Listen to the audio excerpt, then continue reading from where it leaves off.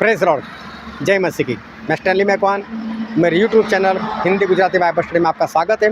मेरे चैनल को आज अभी इसी वक्त आप सब्सक्राइब कर लीजिए और परमेश्वर के ज्ञान में आप बढ़ते जाओ। यहोशू अपनी सेना को लेकर यरीहो के पास आ गए, लेकिन यरीहो की दीवार शहर पना इतनी बड़ी थी कि इसको तोड़ पाना नामुमकिन था।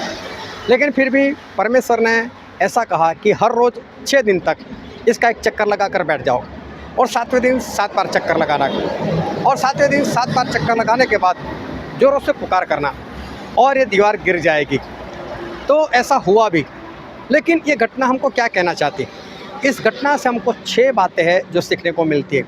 ये 6 बातें कौन सी है, वो हमारे लिए क्यों ज़रूरी है, वो जानने के लिए मेरे साथ इस वीडियो में अंत तक बने रहो।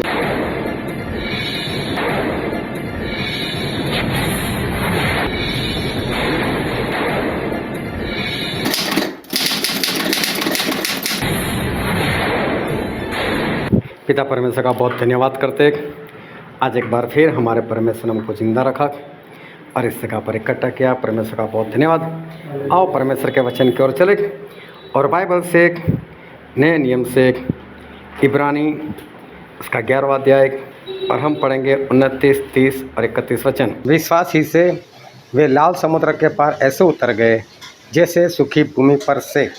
आज जब मिस्री ने वैसा ही करना चाहा तो सब डूब मरे। विश्वास ही से यरीहो की शहर पना जब 7 दिन तक उसका चक्कर लगा चुके तो वह गिर पड़ी। विश्वास ही से राहाब वेश्या आज्ञा न मानने वालों के साथ नाश नहीं हुई, इसलिए कि उसने भेदियों को कुशल से रखा था। पिता परमेश्वर का धन्यवाद करते हैं उनके वचन के लिए, क्योंकि उनके वचन आशीषित है और उनके वचन सच्चे हैं। और बाइबल में लिखा है तू सच्चाई को जानेगा तो सच्चाई तुझे आज़ाद करेगी। बहुत ध्यान से आज एक बार फिर हम परमेश्वर के वचन सुनते ग्रहण करेंगे और उसके अनुसार चलेंगे ताकि हम परमेश्वर के राज के वारिस बने। जब इज़राइल लोग वो मिस्र देश से आज़ाद हुए और मूसा की अगुवाई में सभी लोग बाहर निकले और रास्ते में परमेश्वर ने बहुत सारे चमत्कार किए। परमेश्वर ने मिस्र देश में भी बहुत सारे चमत्कार किए और मूसा के जरिए परमेश्वर ने ऐसे ऐसे चमत्कार करवाए कि परमेश्वर ने खुद बोला कि मूसा के जैसा भविष्यवक्ता आज तक पूरे इज़राइल में पैदा नहीं हुआ। और परमेश्वर ने मूसा का इस्तेमाल किया और ये सारे प्रजा वहाँ से बाहर आई।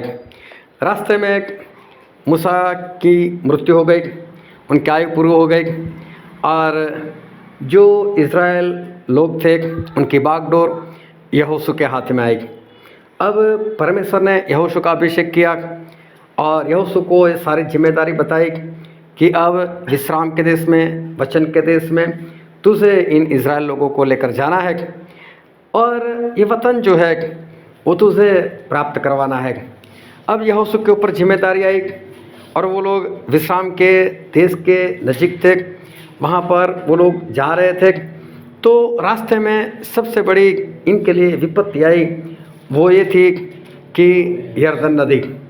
अब यरदन नदी उस ज़माने में बरसात का मौसम था और इस कारण यरदन नदी जो है वो पूरी भरकर वो जा रही थी और यरदन नदी का बहाव बहुत तेज़ रहता है और इनकी गिनती लाखों में है। इनको उस नदी को क्रॉस कर कर उस पार जाना वो बहुत बड़ी बात है और समझो कि असंभव सी बात है, क्योंकि समुद्र हो, बड़ा जहाज़ हो तो काफ़ी लोग उसमें आ सकते हैं, लेकिन ये तो नदी है और नदी में किस तरह से उस पार जाएंगे? अगर किश्ती हो तो किश्ती में 2-2, 4-4 लेकर कब जाएंगे वहाँ पर? तो बहुत मुश्किल था, असंभव सी बात थी कि ये लोग उस पार निकल सके। और तब यहोशू ने परमेश्वर से प्रार्थना की, परमेश्वर अब हम क्या करें? तो परमेश्वर ने उनको एक बात बताई कि जो याजक लोग हैं उनको बोलो कि वाचा का संदूक उठाकर वो लोग आगे जाए, आप लोग उनके पीछे चलना। और जैसे याजक लोगों के पैर उस नदी के पानी पर पड़ेंगे और तभी वो पानी जो है जो बहता है वो आगे निकल जाएगा और ऊपर से जो पानी आता है वो वहाँ पर ढेर हो जाएगा और आप लोग वहाँ से निकल जाना। तो ऐसा ही हुआ कि इज़राइल के लोग उस तरह से उस नदी को क्रॉस कर कर उस पार चले गए।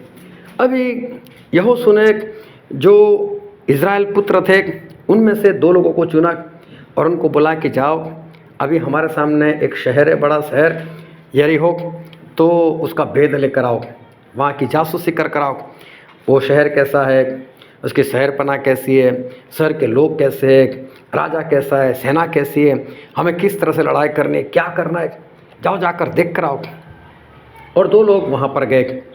अभी देखो, यरीहो एक बड़ा शहर था और इज़राइल लोग अनजान लोग, और यरीहो को पहले से पता चल गया था कि इज़राइल लोग हमारे ऊपर हमला करने वाले, इसलिए उन्होंने पूरे यरीहो को चारों ओर से बंद कर रखा था। और उसकी जो शहरपनाह थी, उस शहरपनाह के ऊपर राहाब नाम की एक लड़की वो वहाँ पर रहती थी। अभी ये लोग जो है दोनों वो वहाँ पर गए और राहाब ने इन लोगों को अपने पास रखा और राहाब ने उससे काफ़ी बातें की। राहाब ने इन दोनों को बताया कि आपका परमेश्वर वो बहुत सामर्थी परमेश्वर है, आपका परमेश्वर वो तो पराक्रम में है, और आपका जो परमेश्वर है उससे हमको बहुत डर लगता है। आपके परमेश्वर ने मूसा के जरिए वहाँ मिस्र देश में कैसे कैसे बड़े बड़े काम करवाए, कैसे पानी का लहू बना दिया, कैसे वहाँ पर टिड्डिया को भेजा, और कैसे वहाँ पर ओले गिरे, किस तरह से वहाँ पर पहिलौठे मर गए। ये सब कुछ हमने जाना है, ये सब कुछ हमने सुना है। और बोले पूरा यरीहो आपकी वजह से डर रहा है, आपकी वजह से पूरा यरीहो काँप रहा है, और हम लोगों को आपका बहुत डर लग रहा है, और इसलिए यरीहो को चारों ओर से बंद कर दिया है। लेकिन ये जो राहाब थी वो अपना शरीर का व्यापार करने वाली एक स्त्री थी, और ऐसी स्त्रियाँ वो बूढ़ी नहीं होती, जवान होती है। और ये एक स्त्री कि जिसको परमेश्वर के बारे में मालूम है, जिसको परमेश्वर के लोगों के बारे में मालूम है, जिसको परमेश्वर के चमत्कार के बारे में मालूम है। तो इसका मतलब ये है कि ये औरत चाहे जैसी भी हो लेकिन थी विश्वासी, और परमेश्वर के ऊपर विश्वास रखने वाली स्त्री थी, और उसने परमेश्वर के लोगों को अपनी जान पर खिलकर अपने पास उनको रखा, और उनको अपने पास रख कर उनकी रखवाली की। जब वहाँ पर लोग ढूंढने के लिए आए तो उसने उन दोनों को छत पर सुला दिया, और उन जो ढूंढने के लिए आए थे उनसे झूठ बोलकर उनको वहाँ से विदा किया कि आए थे तो सही लेकिन यहाँ से निकल गए। अभी कैसे भी कर ये दोनों जो भेद लेने के लिए गए थे वापस आए, और वापस आकर सब कुछ यहोशू को बताया। लेकिन अब परेशानी ये है कि इस यरीहो में किस तरह से हमला किया जाए, क्योंकि हमला करने में सबसे बड़ी परेशानी ये थी कि अंदर जाने का रास्ता होना चाहिए।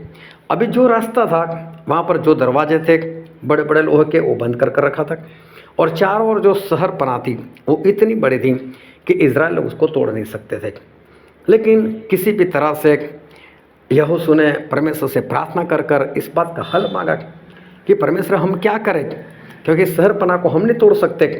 और परमेश्वर ने एक रास्ता बताया कि देखो आप लोगों को ऐसा काम करना है कि हर रोज़ इस शहर के चारों ओर, उसकी शहरपनाह के चारों ओर एक चक्कर लगाना है, एक चक्कर लगाकर बैठ जाना है, और 7वां दिन जब आए तब आपको 7 चक्कर लगाना है, और 7 चक्कर लगाने के बाद आप लोगों को ज़ोरों से चिल्लाना है, और जैसे ही आप चिल्लाओगे तो वैसे ही एक काम होगा कि जो शहरपनाह है वो गिर जाएगी।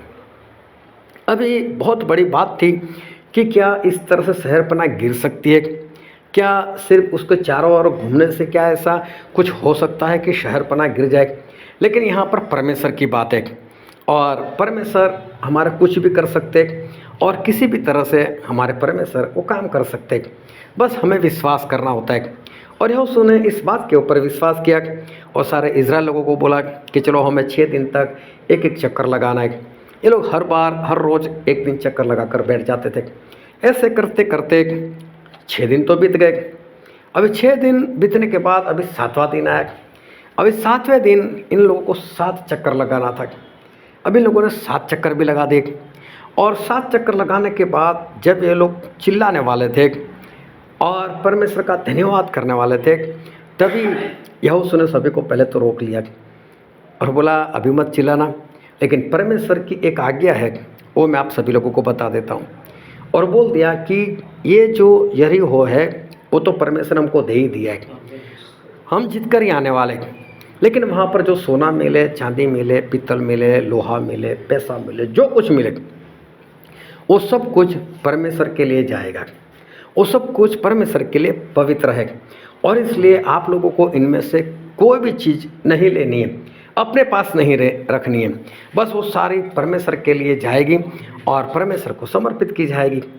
और ऐसा बोलने के बाद जब इन लोगों ने आवाज़ की तो जो शहरपनाह थी वो शहरपनाह गिर गई। तो हम जब पढ़ते हैं तो हमको पता चलता है कि शहरपनाह गिर गए, लेकिन सोचो इतनी बड़ी शहरपनाह अगर गिर जाए, कभी देखना जब भूकंप होता है और कोई बिल्डिंग गिर जाती है तो देखना वो उसका जो कबाड़ होता है वो कैसा होता है, उसको क्रॉस कर कर कैसे उस पार जाएगा। अभी इतनी बड़ी दीवार, इतनी बड़ी शहरपनाह अगर गिर जाए तो शहर के अंदर जाना कैसे है। लेकिन परमेश्वर का कहने का मतलब ऐसा था कि वो जैसा है ना वैसा ही टूट जाएगा, मतलब जैसा है वैसा ही ज़मीन में घुस जाएगा। और ये शहरपनाह जो थी वो वैसी की वैसी नीचे घुस गई। एक भाई साहब थे, उस दीवार को देख कर आए और उन्होंने बताया कि वो शहरपनाह पूरी अंदर घुस गई। और उन्होंने अंदाजे से बताया कि 10 ट्रक उसमें एक साथ चल सकते, इतनी चौड़ी ये शहरपनाह थी। और देखो वैसे की वैसी अंदर घुस गए। अभी इन लोगों ने अंदर जाकर उस शहर का कब्जा ले लिया और उन लोगों को हरा दिया और अभी ये शहर इनका हो गया। लेकिन वहाँ पर एक घटना होती है। घटना ऐसी होती है कि आकार नाम का एक इंसान था और उससे भी सुना था कि जो कुछ यहाँ से मिलने वाला है वो सब कुछ परमेश्वर को देना है। लेकिन उसके हाथ में कुछ सोना चांदी कुछ कपड़ा लगा। उसने देखा कि मुझे तो कोई देख नहीं रहा है, तो उसने उसको अपने पास रख लिया और उसको अपने तंबू में लेकर आया और तंबू के नीचे उसने उस बात को छुपा दी। लेकिन ये सारी बातें परमेश्वर देख रहे थे। परमेश्वर देख रहे थे तो परमेश्वर ने दूसरे दिन या तीसरे दिन जब दूसरा एक शहर था जिसका नाम था एक, और वहाँ पर लड़ाई करने के लिए जाना था, तो यहोशू ने वहाँ पर भी जासूस लोगों को भेजा, भेद लेने के लिए भेजा। वो लोग गए और बड़े खुश होकर वापस आए और आकर बोला ये तो बहुत छोटा शहर है, जब यरीहो को हमने मार दिया तो ये तो छोटा है। और यहोशू को बोला यहोशू हम ज़्यादा से ज़्यादा 2000 जाएंगे और अगर बहुत ज़्यादा भेजना तो 3000, बस इससे ज़्यादा सेना की यहाँ पर ज़रूरत नहीं है, बस हम 2-3 हज़ार जाएंगे और उसको मार कर आएंगे। सभी लोग जोश में थे और यहोशू ने 3000 लोगों को भेजा। वो लोग गए भी सही और वहाँ पर जाकर जब लड़ने के लिए गए तो ऐसा हुआ कि मार खाकर वापस आए। और जब यहोशू ने ये बात सुनी तो यहोशू से रहा नहीं गया। यहोशू ने अपने कपड़े फाड़े और परमेश्वर के सामने मुंह के बल गिर पड़े और परमेश्वर से पूछने लगे कि परमेश्वर ये कैसे हो गया, हमारे लोग हार कर कैसा है, हमारे लोग मर क्यों गए, परमेश्वर ऐसा कैसे, हम तो आपके लोग हैं। लेकिन शाम तक परमेश्वर की ओर से कोई उत्तर नहीं आया। शाम को परमेश्वर यहोशू के पास आए और यहोशू को बोलते हैं यहोशू उठ। बोले इज़राइल लोगों ने गुनाह किया है, इज़राइल लोगों ने पाप किया है, इस कारण ऐसा हुआ है। अगर ये लोग गुनाह नहीं करते, अगर ये लोग पाप नहीं करते तो ऐसा नहीं होने वाला था। यहोशू बोलते किसने गुनाह किया, किसने पाप किया। परमेश्वर बोलते कल सभी गोत्र को मेरे सामने खड़ा करना और उसमें से मैं एक गोत्र को पकड़ने वाला हूँ, फिर उसके ख़ानदान को पकड़ने वाला हूँ, फिर उसके परिवार को पकड़ने वाला हूँ, फिर उसमें जितने सदस्य होंगे जो पुरुष सदस्य होंगे उनमें से मैं एक को बाहर निकालूंगा और वो समझ लो कि वो गुनहगार है। अभी परमेश्वर डायरेक्ट उसको पकड़ सकते थे, परमेश्वर डायरेक्ट यहोशू को नाम बता सकते थे कि ये आकान जो है यहूदा के गोत्र का, उसने ये काम किया, बाहर लाओ उसको। लेकिन परमेश्वर ने ऐसा नहीं बताया। अब यहोशू ने भी सभी को बता दिया कल सब सुबह सभी हाजिर हो जाना, सारे गोत्र अपने गोत्र के अनुसार खड़े हो जाए। और परमेश्वर ऐसा ऐसा करने वाले कि जिसने भी ये गुनाह किया है, जिसने भी कुछ सोना चांदी वगैरह कुछ भी अपने पास छुपा कर रखा है, तो परमेश्वर कल उसको पकड़ने वाले। और परमेश्वर पहले कुल को पकड़ेंगे, फिर परमेश्वर उस खानदान को पकड़ेंगे, फिर उस परिवार को पकड़ने वाले, फिर उसमें से जो इंसान है उसको पकड़कर बाहर निकालेंगे और उसको दंड दिया जाएगा। तो देखो जिसने ये काम किया है उसको तो डर लगना चाहिए कि मैं पकड़ा गया तो मेरी हालत क्या हो जाएगी। मैं जब स्कूल में पढ़ता था मैंने कभी कॉपी नहीं की, मैं कभी कॉपी कर जाता था। लेकिन एक बार मालूम नहीं कौन सा सब्जेक्ट था और मेरे मित्र बोलते हैं हम कॉपी करते हैं। मैं बोला की तो नहीं कभी आज तक, डर लगता है। और अब बोला उससे हौसला बढ़ाया, अरे चलो करते देख लेंगे। और लोग भी लेकर आते, हमसे ज़्यादा मार्क लेकर जाएंगे। मैं बोला चलो कर ही लेते। मैंने भी एक चिट्ठी बना कर रख दी मेरे पास, उस भाई साहब ने रख दी। अभी जब हम गए अंदर तो पहले से तय किया था, अगर कोई ऐसा टीचर आता है कि जो कठोर हो, नहीं निकालेंगे और क्या। तभी वो आया टीचर भी ऐसा ही आया। हम दोनों डर गए, निकालना ही नहीं है। लेकिन मेरे मित्र ने क्या किया था, शर्ट के अंदर शर्ट पहना था और उसके अंदर सिलाई कर कर उसने सारी चिट्ठियाँ रखी हुई थी। अभी क्या वो डर के मारे उसने भी नहीं निकाला, लेकिन उसके चेहरे से पता चल जाता है डरा हुआ है।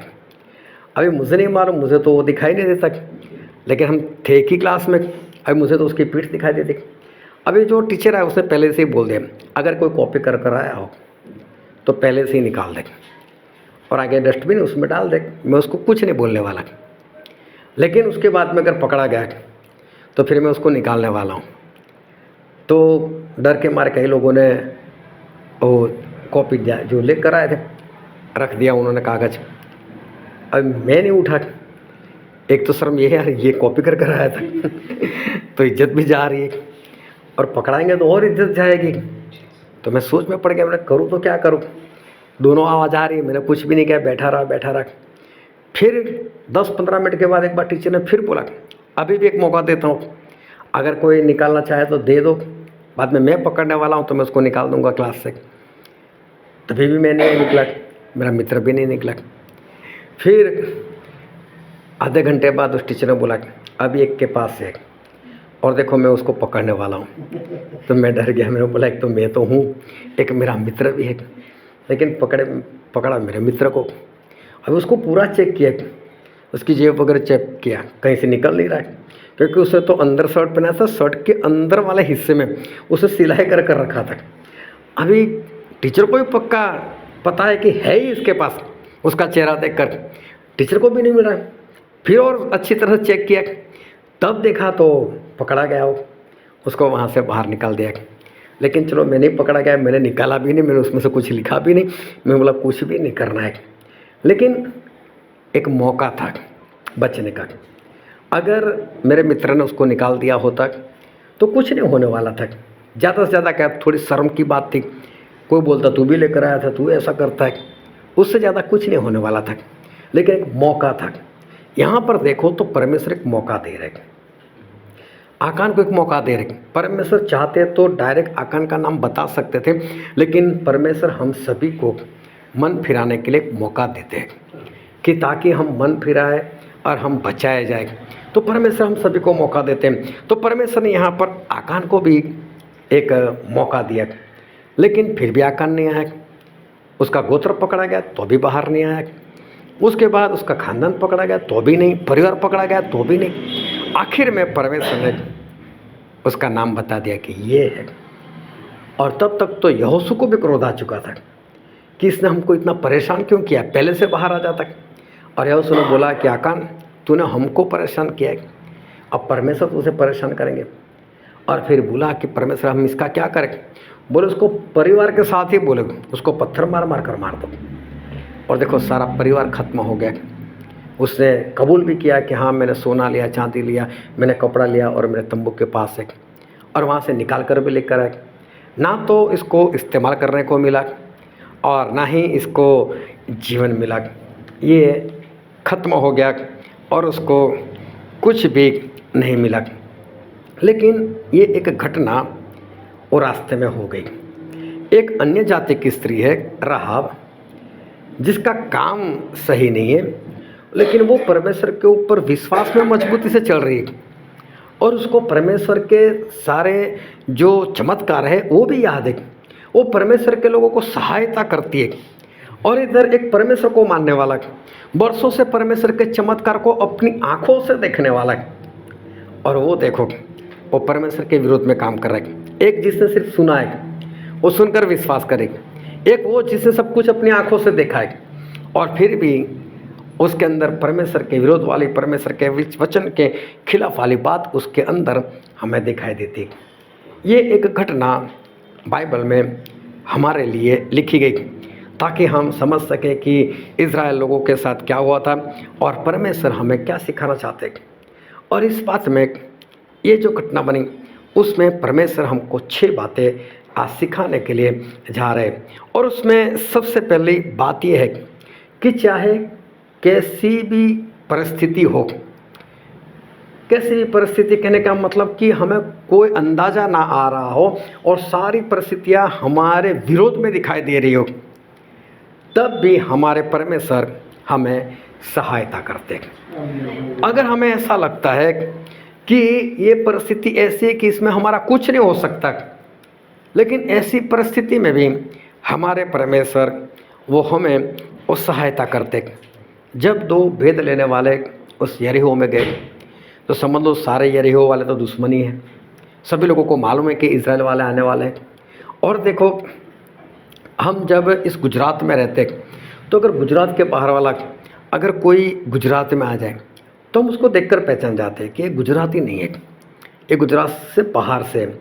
अगर वो गुजराती कितना भी अच्छा बोलने लग जाए तो भी पता चल जाता है कि नहीं कुछ गड़बड़ है, कि ये गुजराती नहीं। कहीं के भी हो, अगर फॉरेन से है फिर तो पक्का ही पता चल जाने वाला है। अगर कोई चाइनीज़ आ जाए तो उसको देखकर हमको पता चल जाएगा कि चाइना का लगता है या जापान का लगता है।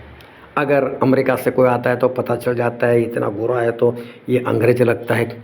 तो ऐसा हमको देखने से पता चल जाता है। तो इजराइल लोग तो बरसों से मिस्र में रहे थे और वहाँ से निकल कर ये लोग कनान देश में आ रहे, यरीहो में आ रहे। तो अगर ऐसा कोई अनजान आएगा तो यरीहो वाले को पता चल ही जाने वाला है कि ये दोनों कहीं बाहर से आए हुए। और ये लोग गए, उन लोगों ने भेद लिया वहाँ का। वो तो बाद में राहाब के पास छुपे होंगे, उसके राजा को भी पता चलेगा कि यहाँ पर कोई 2 लोग आए हुए, और उसको पता भी चला कि राहाब के घर में गए थे। तो इसका मतलब ये लोग पहले घूमे तो है वहाँ पर। लेकिन देखो, ऐसी परिस्थिति में पूरा देश एक तरफ है और इजराइल के सिर्फ 2 लोग वहाँ पर हैं। इन दोनों की जान के ऊपर कितना जोखिम है। लेकिन फिर भी ऐसी परिस्थिति में जब सारे दुश्मन हैं, तब परमेश्वर ने एक लड़की को खड़ा किया उनके बचाव के लिए, और परमेश्वर ने वहाँ पर सहायता भेजी। तो हमारे परमेश्वर ये काम कर सकते हैं। हमारे परमेश्वर ऐसे महान है कि हमारे परमेश्वर इस तरह से किसी के भी जरिए हमारा बचाव कर सकते हैं। एक बार मेरे साथ कुछ ऐसी घटना हो गई। एक भाई साहब वो मुझसे किसी के घर में प्रार्थना के लिए बार बार लेकर जाता था, और जहाँ पर लेकर जाता था वहाँ पर कोई मसीह में नहीं था, कोई विश्वासी नहीं था, लेकिन ये इनका रिश्तेदार था और वही एक अकेला परमेश्वर को मानता था। तो उसके साथ मैं जाता था तो मैं बिंदास से वहाँ पर प्रार्थना करता था, मुझे किसी बात का डर नहीं था। और कभी कभी मैं वहाँ पर ऐसे भी चला जाता था और वो लोग मेरी सुनते थे, प्रार्थना करवाते थे। अभी एक बार मैं ऐसे ही चला गया, और ऐसे ही चला गया। उस वक्त ऐसा हुआ कि जो भाई साहब मुझे ले जाता था वो वहीं पर था, और उस दिन उसी ने मेरा विरोध किया और उसने बोल दिया कि ये तो हमको मसीह बनाने के लिए आते, ये तो धर्म परिवर्तन करने वाले लोग हैं, ये पैसा देकर ऐसा करते हैं वैसा करते हैं, जबकि ले जाने वाला ही वही था। मैं सोच में पड़ गया, मेरे बोला ये क्या हो गया। तो चलो मैं वहाँ पर बैठा, और उसके काफ़ी रिश्तेदार आए थे। सभी रिश्तेदारों को इसने भड़का दिया, ये लोग ऐसा करते हैं वैसा करते। सभी लोग मेरे सामने देखने लगे। मेरे साथ एक लेडीज़ भी आई थी, वो भी प्रार्थना के लिए आई थी। अभी हम दोनों वहाँ पर थे, लगता ऐसा था कि फंस गए।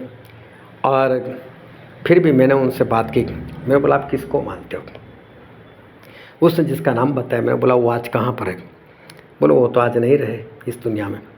मैंने बोला फिर देखो, जो दुनिया में नहीं रहा ना वो आपको भी दुनिया से मिटा देगा, लेकिन जो कब्र में से बाहर आया वही आपको जीवन दे सकता है, और वो यीशु मसीह है। मैंने इतना बोल दिया।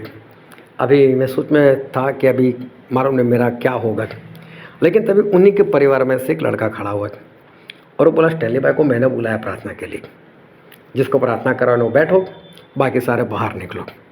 तो परमेश्वर ने एक सहायता वहाँ पर खड़ी कर दी, और परमेश्वर ने मेरी सहायता की। एक बार एक नया ही परिवार, और मैं अहमदाबाद में था, और किसी ने मेरा नाम बताया होगा, तो जिस परिवार में मैं रुका था वहाँ पर वो मेरे पास आए और मुझे बोलता है मेरे साथ चलोगे मेरे घर पर? मैं ठीक है चलो चलता हूँ। तो लोग मसीह को मानने वाले थे, मैं बिंदास चला गया। अब मैं जब वहाँ पर चला गया, हम लोग ऐसे बैठकर हम लोगों ने काफ़ी वचन देखे। वचन देखने के बाद जब मैं प्रार्थना कर रहा था तो उस औरत के अंदर जो दुष्ट आत्मा था वो प्रकट हो गया। जब दुष्ट आत्मा प्रकट हो गया तो मुझे कुछ चिल्लाकर ज़ोरों से बोलकर प्रार्थना करनी पड़ी कि चल दुष्ट आत्मा प्रभु के नाम से भाग यहाँ से। दरवाज़ा बंद था वहाँ पर। और उसी हफ्ते में ऐसा हुआ था कि उनके घर में से मीटिंग लगी होगी और आसपास वालों ने विरोध किया होगा कि यहाँ पर मीटिंग नहीं करनी है। और मुझे तो मालूम था ऐसा कुछ है। अभी मैंने तो वहाँ पर इस तरह से प्रार्थना करना शुरू कर दिया। अभी बाहर लोग इकट्ठा हो गए।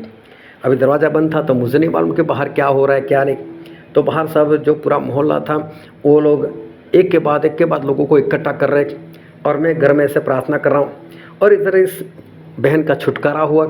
और छुटकारा हुआ तब मैं घर से बाहर निकला, क्योंकि जहाँ पर मैं रुका था उस बहन का मुझे बार बार फ़ोन आ रहा था। उसको ऐसा कोई अनजान इंसान लेकर गया है, तो कौन था अभी तक आया नहीं, क्योंकि प्रार्थना में थोड़ी देर हो गई थी। तो मैंने उनको फ़ोन किया कि मैं सही सलामत, मुझे कुछ नहीं है और बस यहाँ पर ऐसा प्रॉब्लम था इसलिए मैं आपका फ़ोन नहीं उठा पाया। बोले ठीक है। अभी मैं ऐसी बातें कर रहा था और वहाँ से सामने से 50-60 लोग आ रहे थे और पवित्र आत्मा ने मुझे भी बता दिया तेरे लिए ही है। तो देखने जाओ तो उन लोगों ने तो मुझे देखा नहीं था। मैं वहाँ से आसानी से भाग सकता था, चलकर भी निकल सकता था। और उन लोगों को तो मालूम नहीं था मैं अंदर था घर में, तो वो लोग मुझे कुछ नहीं करने वाले थे। मेरे जाने के बाद पता चलता कि वो निकला वही था। लेकिन मैं आसानी से वहाँ पर बच सकता था। लेकिन मालूम नहीं मेरे अंदर भी इतनी हिम्मत आ गई। तो वो लोग दरवाज़ा खड़काने लगे। मैं भीड़ में से आगे जाकर खड़ा हो गया। मैं बोला क्या हुआ भाई? तो बोलते हैं कि इस घर में कौन है? मैंने बोला मैं था पहले। तो बोले क्या कर रहे थे? मैंने बोला प्रार्थना कर रहे थे। बोले हम मसीह को तो नहीं मानते, लेकिन हमको इतना भी मालूम है कि निकल यहाँ से ऐसी प्रार्थना नहीं होती। मैंने बोला वो बात भी सही है, लेकिन थी तो प्रार्थना। हम बस दुष्ट आत्माओं को हुक्म कर रहे थे, दोपहर का वक्त है और हो सकता है मेरी आवाज़ बड़ी थी और हो सकता है आपके बच्चे डर गए हो या तो आप लोग सो रहे हो और आपकी नींद में मैंने कुछ डिस्टर्ब किया हो तो मुझे क्षमा करो। मैंने उनको बोला। तो उनका जो मुखिया था वो मालूम नहीं अचानक से परमेश्वर उसके हृदय में क्या काम किया। तो बोले यार छोड़ो यार, इनका जो भी धर्म है उनको करने दो, हमें क्या लेना देना। तो पीछे से बोलते हैं नहीं मारो मारो मारो, बोले ऐसा करो। तो फिर वो बोलते हैं कि छोड़ो यार हमको क्या लेना देना। तो सभी लोग वहीं पर खड़े रहे और उसने मुझे गले से लगा दिया और मुझे साफ साफ कर बातें करने लगा। और हम लोग 15-20 मिनट तक वहाँ पर बातें करते रहे जैसे हम दोनों एक दूसरे को जानते। पूरी भीड़ भी वहाँ पर थी और सब लोग बिखर भी गए, चले भी गए, कुछ नहीं हुआ। तो परमेश्वर ऐसी परिस्थिति में जब हमें ऐसा लगता है कि कुछ नहीं हो सकता हमारा, तब हमारे परमेश्वर हमारे लिए कहीं से भी सहायता भेज सकते। ये हमारे परमेश्वर है। तो ये दोनों जो भेद लेने के लिए गए थे उनकी परमेश्वर सहायता की एक राहाब के जरिए, एक ऐसी स्त्री के जरिए जिसके पास से हम उम्मीद नहीं रख सकते। ऐसी स्त्री को परमेश्वर ने खड़ा किया और परमेश्वर ने इन दोनों की सहायता की। तो सबसे पहले परमेश्वर हमको ये सिखाना चाहते हैं कि कैसी भी परिस्थिति हो हमें कभी भी डरना नहीं है। परमेश्वर किसी न किसी तरह से हमारे लिए सहायता भेज सकते। दूसरी बात परमेश्वर इस वचन से जो हमको सिखाना चाहते हैं वो ये है कि जो साइंस है या तो हमारी जो अकल है, हमारी जो बुद्धि है, उससे उस पार हमारे परमेश्वर काम करते। हमारे परमेश्वर हमारे समझ के अनुसार काम नहीं करते या तो साइंस के हिसाब से भी काम नहीं करते। अभी देखो इतनी बड़ी शहरपनाह, इतनी चौड़ी, जिसको कोई मिसाइल नहीं तोड़ सकती थी, जिसको कोई बम नहीं फोड़ सकता था, उस ज़माने की कोई भी टेक्नोलॉजी उसको कुछ नहीं कर सकती थी। और उस वक्त परमेश्वर क्या बात बता रहे, यहोशू हर रोज़ एक चक्कर लगाओ और 7वें दिन 7 चक्कर लगाओ। अभी इसमें कौन सा लॉजिक है कि हर रोज़ एक चक्कर लगाओ, 7वें दिन 7 चक्कर लगाओ और ऐसा हो जाएगा कि ये दीवार गिर जाएगी? ऐसा हो ही नहीं सकता। लेकिन जब परमेश्वर बताते तो उसमें हम हमारा लॉजिक नहीं लगा सकते, हमारी अकल को नहीं दौड़ा सकते और ना ही हम साइंस को बीच में ला सकते कि नहीं ऐसा नहीं हो सकता। हमारे परमेश्वर कुछ भी कर सकते। हमारे परमेश्वर हमारी अकल के बिना, हमारे बुद्धि के बिना, हमारे परमेश्वर जो है वो हमारा काम कर सकते। तो हमारे परमेश्वर वो परिस्थितियों को नहीं देखते, हमारे परमेश्वर साइंस को नहीं देखते, हमारे परमेश्वर हमारी समझ को भी नहीं देखते, वो अपना आप काम करते। जिस तरह से एक स्त्री थी 12 साल से जिसको लहू बहता था, उसने भी कैसा सोचा बस मैं जाऊंगी और उनके कपड़े को छू लूँगी, मैं चंगी हो जाऊंगी। और उसको चंगाई भी मिल गई। क्या किसी के कपड़े छूने से चंगाई मिलती? ऐसा हो ही नहीं सकता, ये हम सोच ही नहीं सकते, ये साइंस मान ही नहीं सकता। लेकिन हमारे परमेश्वर इसी तरह से काम कर रहे। प्रभु ने बोला किसी ने मुझे छुआ है, तो चेले बोलते प्रभु लोग तो आपके ऊपर गिर रहे।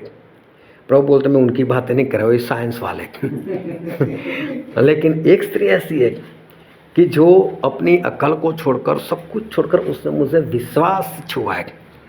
और तब उस लड़की ने, उस औरत ने ये सारी बातें बताई कि मेरे साथ कैसी घटना हुई और मैंने कैसा विश्वास किया। तो हमारे परमेश्वर इस तरह से काम करते, वो हमारी समझ से काम नहीं करते, वो साइंस के हिसाब से नहीं काम करते, वो दुनिया की किसी टेक्नोलॉजी के हिसाब से वो काम नहीं करते। हमारे परमेश्वर अलग तरीके से काम करते। एक बार एक काफ़ी ऊंची दीवार थी, उस दीवार के ऊपर से मैं गिर गया था। और दीवार होगी मेरे ख्याल से 13-14 फुट ऊंची। और एक बड़ी शेरी थी और वहाँ पर मेरी बहन रहती थी। और उसका रास्ता इतना तंग था कि साइकिल मुश्किल से जाती थी, बस स्कूटर वगैरह कुछ लेकर नहीं जा सकते। और मेरे पास स्कूटर था। तो मेरी बहन का घर सबसे आखिर में, आखिर से एक घर पहले बस। तो काफ़ी चलना पड़ता था और स्कूटर को बाहर रखना पड़ता था। और बाहर कुछ ऐसे लोग रहते थे, कभी पेट्रोल चोरी कर ले या तो पंचर कर ले। तो उसके सामने जो दीवार थी उसके अंदर एक स्कूल चल रही थी। तो मैंने स्कूल वाले को बोला था कि मुझे कभी यहाँ पर आना हो और मैं स्कूटर यहाँ पर रखूँ तो बोलते थे कोई बात नहीं, रखना वहाँ पर, आप रख सकते हो। तो मैं क्या करता, उस दीवार पर चढ़कर इधर आ जाता था, दीवार पर चढ़कर उस पार चला जाता था। अभी एक बार ऐसा हुआ कि मैं से चढ़कर जब उस पार जाने के लिए गया तो सबसे ऊपर वाली जो ईंट थी जिसके ऊपर मैंने सहारा लिया वही मेरे हाथ में आ गई। और मेरे हाथ में आ गए तो मैं ऊपर से नीचे गिरा, काफ़ी ज़ोरों से आवाज़ आई। जैसे ही मैं गिरा तो मुझे ऐसा लगा कि मेरी जो कमर है उसके 2-3 मणके टूट गए होंगे। और इतना दर्द, मैं वहीं पर सो गया। मेरी बहन ने आवाज़ लगाई, किसी भी तरह से मैंने अपने आवाज़ को स्वस्थ करके आवाज़ दी, मुझे कुछ नहीं हुआ। बोले गिरा तो नहीं, बोला कुछ नहीं हुआ। और वहाँ पर पास में मेरा चाचा का लड़का रहता था, उसको मैंने आवाज़ लगाई तो वो दीवार पर चढ़कर देखने लगा तो उसको लगा गिरा। मैंने बोला इशारा किया तू बस अंदर आ जाए। वो आया, उसने मुझे उठाया। अब मेरे से ना चला जाए ना खड़ा हो जाए। मैं समझ गया कि मेरे मन के टूट गए। लेकिन मैंने परमेश्वर से प्रार्थना की। मैंने बोला परमेश्वर आप सबसे महान परमेश्वर हो और आप सब कुछ कर सकते हो, बस आप मुझे चंगाए दो। मैं कहीं पर जाना नहीं चाहता, मैं किसी अस्पताल में नहीं जाना चाहता। जब मैंने इस हाथ को देखा तो ये हाथ मेरा काम ही नहीं कर रहा है और इस पंजे के अंदर इतना दर्द, मुझे लगा ये भी मेरा टूट गया है। और घर पर जैसे तैसे आया, मेरे बहन के घर में मैं सो गया। और जब मैं लेटता था तो मैं करवट भी नहीं ले सकता था, इतना दर्द हो रहा था। मैं परमेश्वर से प्रार्थना करता, परमेश्वर मुझे चंगाए दो, परमेश्वर मुझे चंगाए दो। और जब प्रार्थना करनी होती थी मैं किसी भी तरह से बस उठ ही जाता था, जैसे वैसे कर कर उठकर घुटनों के बल आना और फिर प्रार्थना करना, इतना मैं करता था। अभी इतना करते करते घुटनों के बल बैठते बैठते मुझे 10-12 मिनट लग जाती थी और उठते वक्त भी इतना टाइम लग जाता था, क्योंकि दर्द ही इतना हो रहा था। तो मैं बहुत संभल कर एक काम करता था, लेकिन प्रार्थना वैसे ही करता था। अभी ऐसे 48 घंटे हो गए। अभी जब 48 घंटे के बाद जो मैं प्रार्थना कर रहा था, उस प्रार्थना के बाद ऐसे धीरे धीरे जब मैं उठने का मैं प्रयत्न कर रहा हूँ, उठ तो गया, लेकिन मुझे महसूस हुआ कि मुझे कुछ दर्द नहीं हुआ। तो मुझे लगा दर्द तो नहीं हो रहा। तो फिर मैंने अपने आप को ऐसा झटका दिया तो मैं देखा हाँ दर्द तो नहीं हो रहा है, मुझे कुछ भी नहीं हो रहा है। मैंने हाथों को ऐसे, कलाई को ऐसे मोड़ कर देखा, कुछ नहीं हो रहा है। तो वहाँ पर एक बाल्टी पड़ी थी जिसमें तकरीबन 35 लीटर पानी आता था, उसको मैंने उस वक्त उठा लिया, जबकि मैं चम्मच भी नहीं पकड़ सकता था। तो मैंने देखा कि मुझे तो बहुत बड़ी चंगाई मिल गई। अभी क्या ऐसा हो सकता है कि हड्डी टूट जाए, मणके टूट जाए, हम लोग उठ बैठ ना सके और 48 घंटे में परमेश्वर ऐसा काम करे? परमेश्वर तुरंत भी कर सकते, लेकिन परमेश्वर 48 घंटे में सभी लोगों को दिखा दिया कि ये नहीं उठ सकता, ये नहीं बैठ सकता, ऐसी हालत है। अगर उसी वक्त मुझे चंगाई मिल गई होती तो मैं किसी को गवाही भी हो सकता है देता, लेकिन लोगों ने मुझे ऐसे हालत में देखा ही नहीं था। यहाँ तो लोगों ने मुझे देखा है ऐसी हालत में, तो एक गवाही बन गई कि हाँ इसकी हालत सही में ऐसी थी और परमेश्वर ने इसको इस तरह से चंगाई दी। तो हमारे परमेश्वर वो साइंस से उनको कोई लेना देना नहीं, इस धरती के ज्ञान से उनको कोई लेना देना नहीं। हमारी समझ से उनको कोई लेना देना नहीं, वो हमारी समझ से उस पार हमारे परमेश्वर वो काम करते हैं। तो कभी हमें हमारा लॉजिक नहीं लगाना है कि परमेश्वर ऐसा किस तरह से करे। जब इज़राइल में अकाल पड़ा था, और अकाल पड़ा था, और अकाल इसलिए पड़ा था कि इज़राइल लोगों को अराम की सेना ने घेरा बांध कर रखा हुआ था, और इज़राइल लोग इतने डर रहे थे कि घर से बाहर नहीं निकल रहे थे, और इनके गोदाम खेत सब बाहर होते थे, और इसलिए घर में जितना खाना था वो तो ख़त्म हो गया। अब ये लोग खाए क्या, तो इसलिए अकाल पड़ा था। बिना बरसात का अकाल नहीं था, बरसात तो आई थी लेकिन खाना सब कुछ बाहर है इनका। अभी अंदर इनके पास कुछ रहा नहीं, इसलिए अकाल पड़ा। अकाल भी बहुत भारी था। और उस वक्त एलिशा भविष्यवक्ता थे। एलिशा ने अचानक बोल दिया, एक और सब कुछ सस्ता हो जाएगा। तो राजा का जो खास इंसान था उसने ऐसा बोला कि अगर यहोवा स्वर्ग की खिड़कियां भी खोल दे तो भी कल इतना सस्ता नहीं हो सकता, क्योंकि हमारे दिमाग उस बात को मानने के लिए तैयार नहीं होता। आज इतना महंगा है और कल अचानक से सस्ता कैसे हो जाएगा, ऐसा हो ही नहीं सकता। तो वो अपनी समझ से बोल रहा है, नहीं ऐसा नहीं हो सकता, परमेश्वर स्वर्ग की खिड़कियां खोले तो भी बोले नहीं हो सकता। तो एलिशा ने बोल दिया उसको कि देख भाई, कल ये तो होने वाला है, तू देखेगा भी लेकिन तू खा नहीं पाएगा। और ये इंसान हर वक्त राजा के साथ ही रहता था। लेकिन उस वक्त ऐसा हुआ कि 4 कोढ़ी लोग थे जो शहर से बाहर, उनको तो रहना होता था। वो 4 कोढ़ी ने देखा कि ना तो हमको खाने को मिलता है ना पीने को मिलता है, हम तो भूखे मर रहे।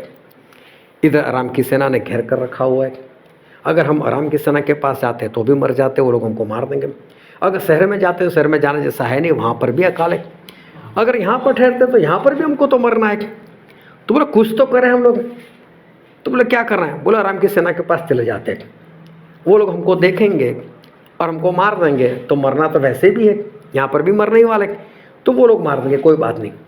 लेकिन हो सकता है उनको दया आ जाए तो हमारे ऊपर और कुछ खाना ही दे दे। एक ऑप्शन और है कि हो सकता है ऐसा हमारे साथ कुछ हो सकता है। बोले ये भी बात अच्छी है, चलो देखते। अब ये लोग वहाँ पर अराम की सेना के पास चले गए। लेकिन हुआ ऐसा था कि रात को परमेश्वर ने इन लोगों को ऐसी भारी सेना की आवाज़ सुनाई थी कि इन लोगों को ऐसा लगा कि इजराइल लोगों ने किसी दल को बुलाया हमको मारने के लिए। वो डर के मारे ऐसे भाग गए थे, अपना खाना पैसा सब कुछ छोड़कर भाग गए थे। इन लोगों ने तो एक तंबू में घुसकर पेट भरकर पहले तो खाना खाया, दूसरे तंबू में गए, वहाँ पर भी कुछ खाया, कुछ सोना लिया, कुछ चांदी ली, उसने छुपा दिया। फिर बोलते तो पूरी सेना का है, कितना सब कुछ है। बोले चलो शहर में बताते। वो लोग दरवाजे के पास आए, सिक्योरिटी गार्ड को बता दिया कि भाई साहब ऐसा है, अराम की सेना में कोई नहीं रहा, सभी लोग भाग गए, बहुत सोना सब कुछ पड़ा है, आकर लूटो। बोले अब ये कैसे विश्वास करें। उसने राजा को बोला, राजा कोई 4 कोढ़ी ऐसी ऐसी बातें बता रहे। तो राजा बोलते हैं ठीक है हम देखते। कुछ लोगों को धीरे से भेजा, जाओ देख कर आओ। उन लोगों ने बताया हाँ ऐसा ही। और तब तक तो ये बात पूरे इजराइल में फैल गई थी और सभी लोग दरवाजे के पास जमा हो गए होंगे। और उसी वक्त उस इंसान की ड्यूटी राजा ने उस दरवाजे के पास लगाई। जैसे ही दरवाज़ा खोला, सभी लोग भूखे थे, ऐसे भागे, वो बीच में ही आ गया, वो गिर पड़ा, उसको कुचल कर ये लोग भाग गए। देखा सही, इसने खा नहीं पाया। लेकिन देखो यहाँ पर कोई लॉजिक वाली बात नहीं, कोई समझ वाली बात नहीं है। अचानक से किस तरह से ये सस्ता हो जाएगा। तो हमारे परमेश्वर इसी तरह से काम करते हैं। तो हमारे परमेश्वर हमारी समझ के अनुसार नहीं, साइंस के अनुसार नहीं, डॉक्टर के अनुसार नहीं, हमारे परमेश्वर अपने आप अपनी समझ से काम करते हैं। और तभी तो उसको कहा जाता है चमत्कार, क्योंकि सब कुछ जो होता है वैसे अगर होता है तो उसको हम चमत्कार नहीं मान सकते। तीसरी बात परमेश्वर जो हमको सिखाते हैं इस बात से, तीसरी बात ये है, पहला फल वो परमेश्वर को दो। जो पहला फल है वो परमेश्वर को दो।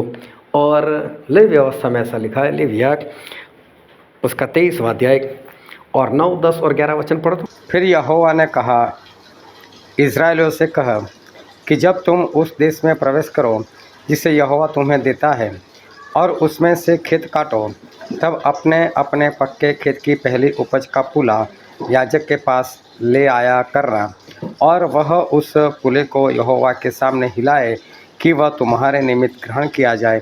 वह उसे विश्राम दिन के दूसरे दिन हिलाए। यहाँ पर ऐसा लिखा है कि जब तुम अपने देश में चले जाओ और जब खेत का काम करने लग जाओ, तो जो उसकी पहली फसल है वो पहले वाली फसल का पहला पुला जो है वो परमेश्वर बोलते हैं कि परमेश्वर के भवन में लेकर आना चाहिए। अभी देखो बीज चाहे आप एक साथ में बो, और खेत में ऐसा ही होता है कि बीज तो एक ही दिन में लगाया जाता है, लेकिन फसल एक दिन में नहीं आती। कोई आज पक जाता है, कोई कल पकता है, कोई 10 दिन के बाद पकता है। तो जब वो फसल पकने लग जाए तो किसान को क्या करना होता था कि उसमें अंदर घुसकर जो पका हुआ होता है वो जहाँ जहाँ पर पका है वहाँ से उसको तोड़ लो और उसको उखाड़ कर इसका एक पुला बनाओ, और इसको बोलते हैं कि प्रथम फल, पहला फल।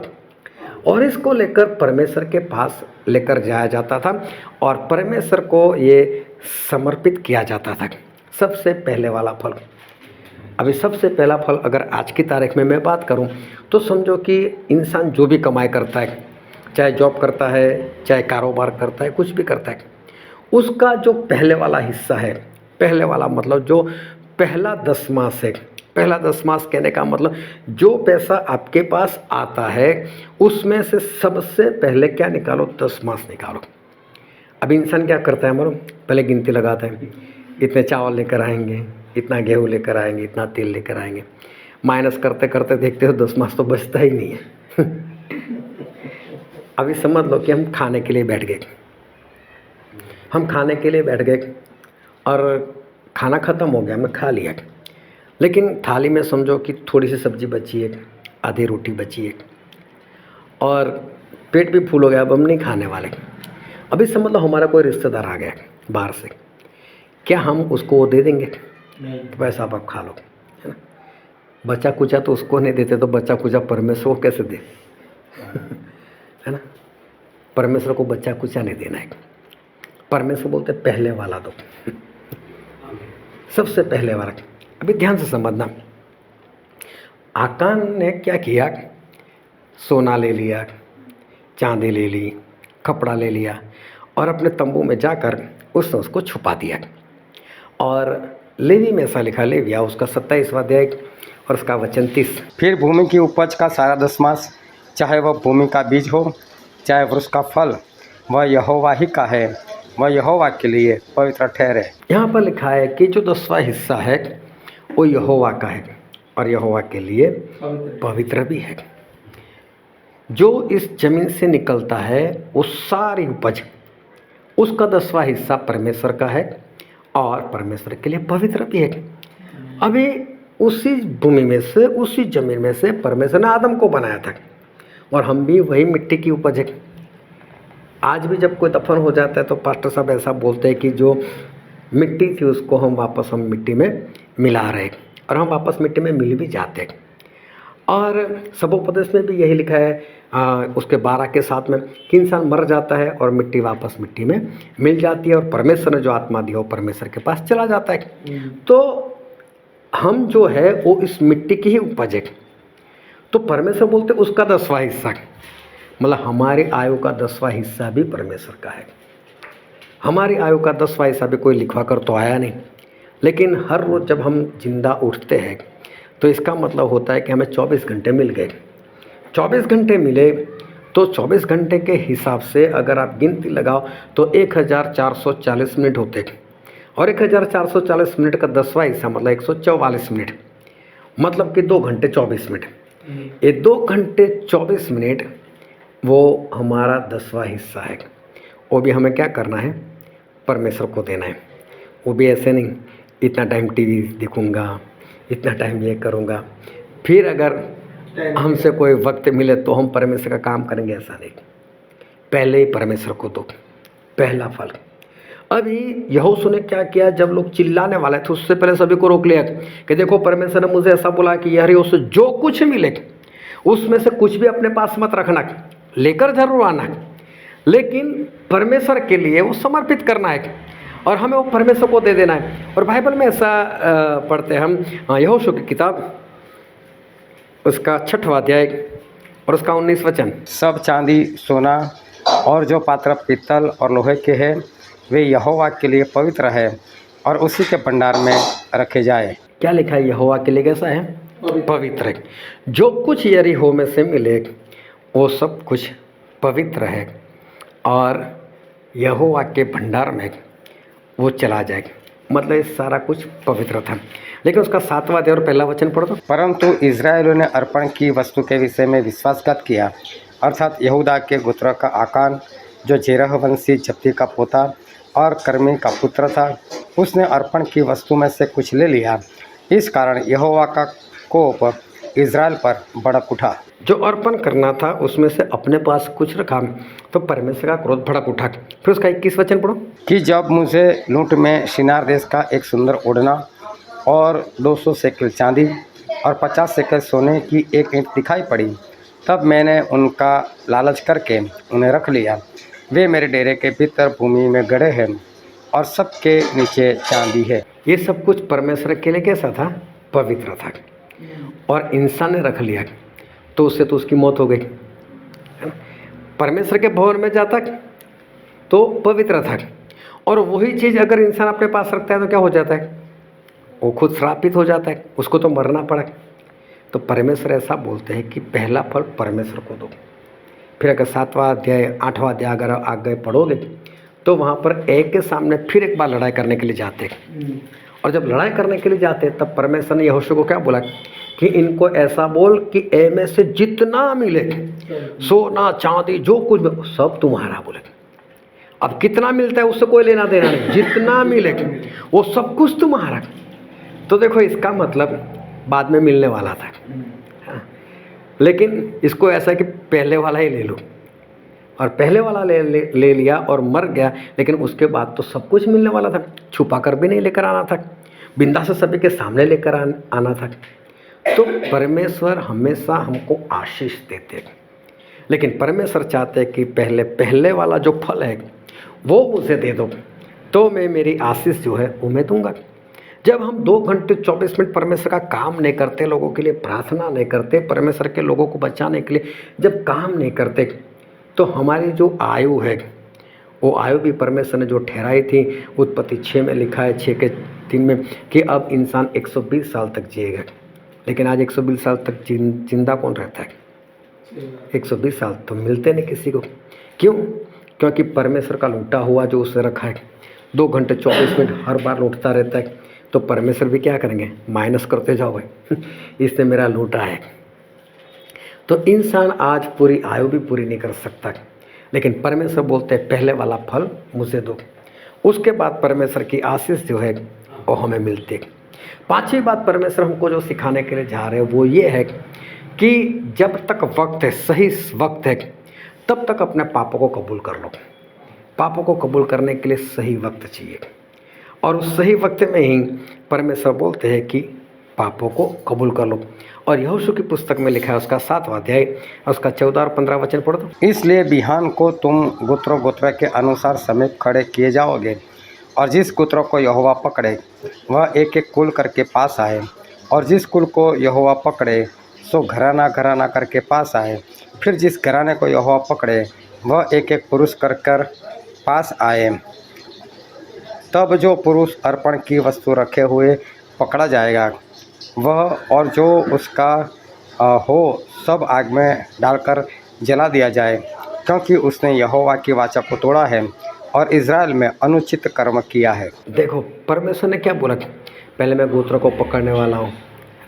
तो कितना वक्त था बीच में?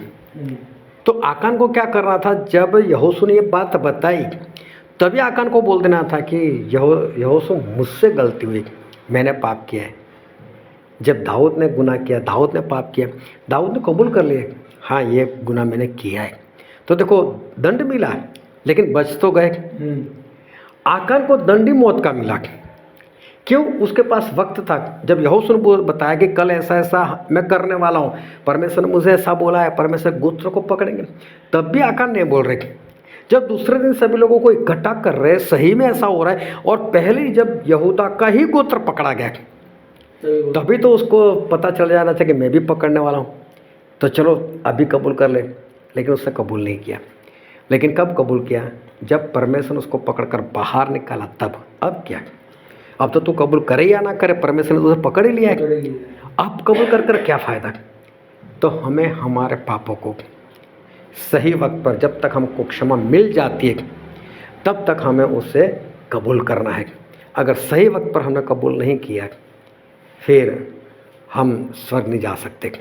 और नीति वचन में ऐसा लिखा है, उसका 28वां अध्याय और उसका 13 वचन, जो अपने अपराध छिपा रखता है उसका कार्य सफल नहीं होता, परंतु जो उनको मान लेता और छोड़ भी देता है उस पर दया की जाएगी। परमेश्वर बोलते हैं कि अपने पापों को जो छुपा कर रखता है वो सफलता प्राप्त नहीं करेगा, लेकिन जो उसको मान लेता है और छोड़ भी देता है तो वो उसके ऊपर दया की जाएगी।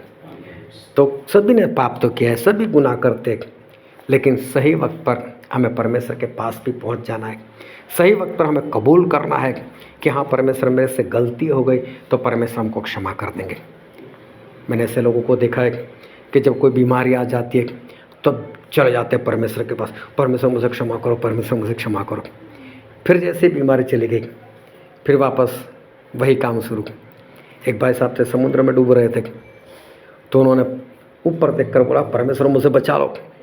इतनी भारी लहर आई तो बोलता है कि परमेश्वर मुझे बचा लो, मैं आपको बिरयानी खिलाऊंगा। और इतनी भारी लहर आई कि उसको सीधा किनारे के ऊपर फेंक दिया। जैसे आया बोले कौन सी बिरयानी वापस लहर आई, उसको अंदर खींच कर लेकर चली गई। बोले नहीं परमेश्वर, मैं तो पूछ रहा था चिकन वाली या मटन वाली बिरयानी। इंसान कुछ ऐसा करता है, लेकिन सही वक्त पर हमें कबूल करना है, सही वक्त पर छोड़ भी देना है। क्योंकि कोई जाने या ना जाने, आका ने क्या कौन जानता था, लेकिन परमेश्वर को तो मालूम था। तो हमारे परमेश्वर के आगे तो कोई बात छिपी नहीं है। तो इसलिए हमें पाप कबूल करने से कभी भी हमें शर्माना नहीं चाहिए। जो कुछ है वो परमेश्वर के सामने तो सब कुछ खुला ही है, तो हमें परमेश्वर के आगे सब कुछ कबूल कर लेना है। और सही वक्त पर अगर हम कबूल कर लेंगे तो परमेश्वर की दया हम पर हो जाएंगी और हम बचाए जाएंगे। और छठवीं बात जो परमेश्वर सिखा रहे वो ये है कि परमेश्वर के वचन के ऊपर विश्वास करो।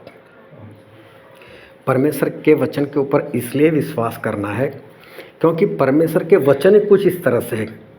जब निन्वे के लोग वो पापों में थे, अपराधों में थे और परमेश्वर का क्रोध उनके ऊपर भड़क चुका था और परमेश्वर ने तय कर लिया था कि 40 दिन के बाद, मतलब 41वें दिन में इनका नाश कर दूंगा।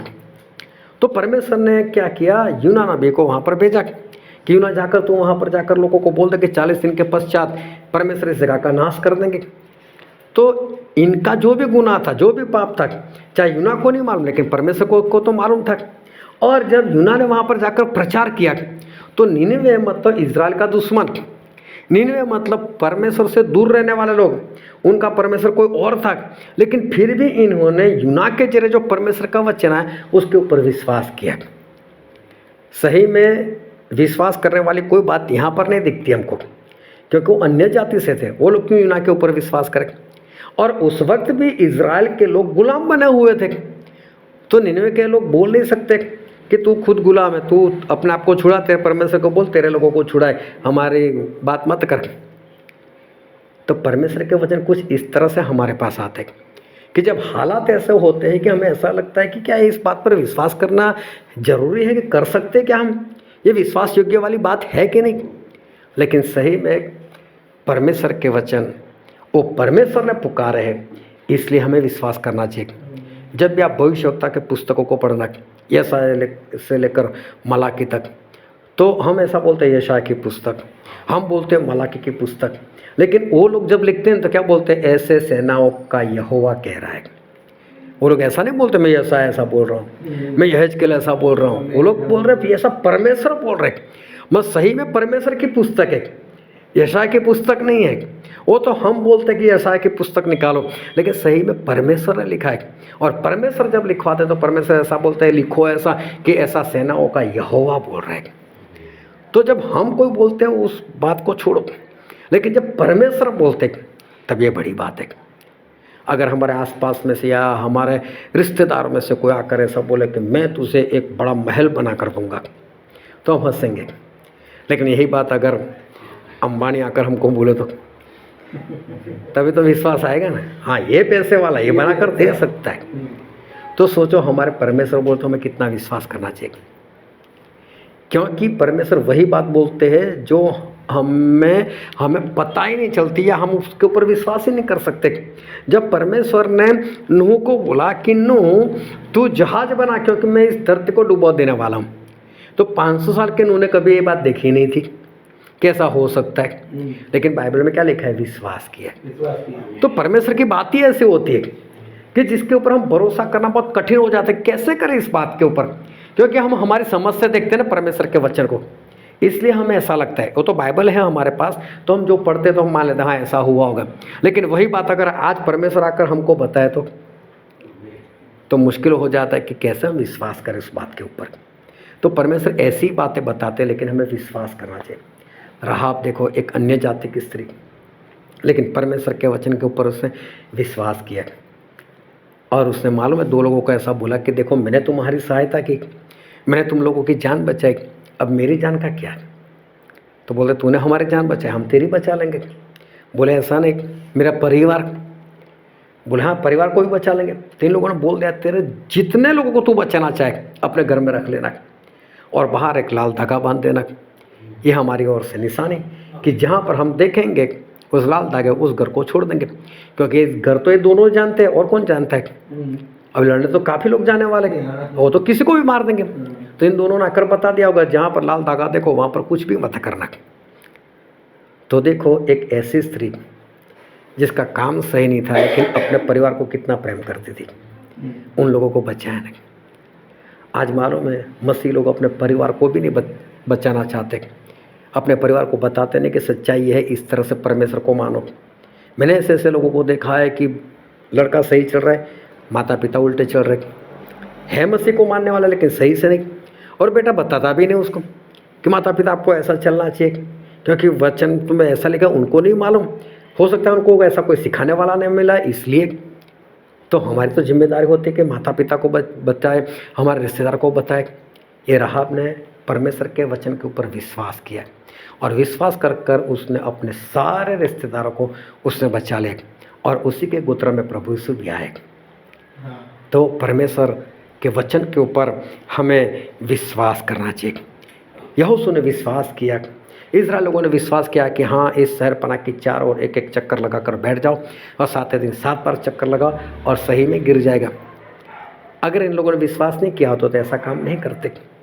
याजक लोगों ने विश्वास नहीं किया होता कि हमारे पैर पानी को छूने से तुरंत ही जो यरदन नदी हो 2 हिस्से में बढ़ जाएगी, हम लोग आसानी से उस पार निकल जाएंगे। लेकिन ऐसा हुआ? ऐसा बाइबल में पढ़ना, जब परमेश्वर ने मूसा को बोला कि मूसा तू समुद्र के 2 भाग कर दे। अब मूसा ने एक भी बार नहीं पूछा परमेश्वर कैसे करूँ, हाँ कर दूंगा लो, क्योंकि उनको मालूम मुझे क्या करना है, मुझे तो परमेश्वर जो बोलता है बस इतना करना है, करना तो परमेश्वर को ही है। तो हमें परमेश्वर के वचन के ऊपर विश्वास करना चाहिए और परमेश्वर के सारे वचन ऐसे ही है जो हमारी ऐसी परिस्थिति में इस तरह से सामने आते हैं कि उसके ऊपर विश्वास करना नामुमकिन जैसा हो जाता है।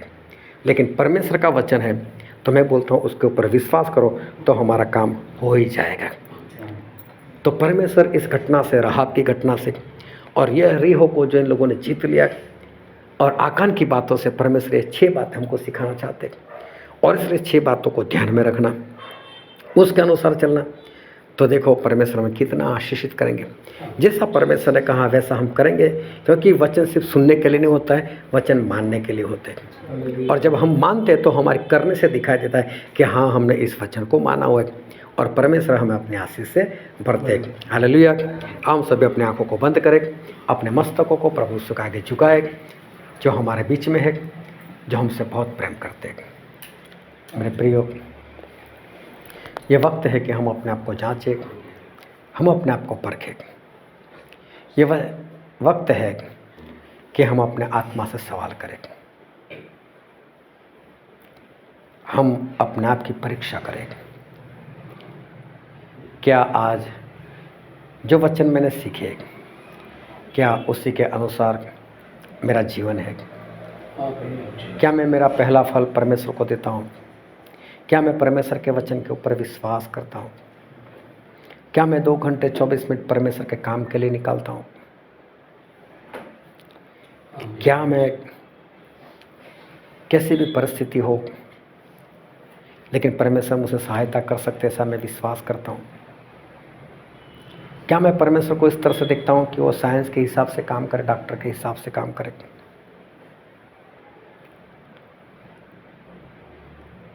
अपने आप को जांचो, अपने आप को परखो। और अगर आज परमेश्वर इस वचन से हमें कोई हमारा ऐसा पाप जाहिर कर रहे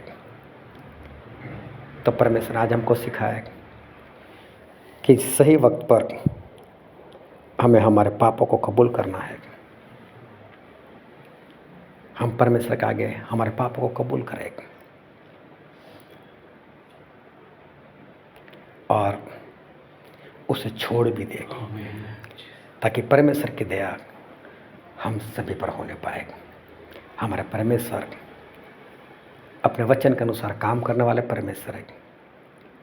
वो हमें ज़रूर माफ़ करेंगे और हमें बेहतर बनाएंगे, नए जीवन में चलाएंगे, अपना आत्मा का सामर्थ्य भी देंगे। ये वचन समझने के लिए, ग्रहण करने के लिए, उसके अनुसार चलने के लिए प्रभु यीशु की कृपा हम सभी पर होने पाए।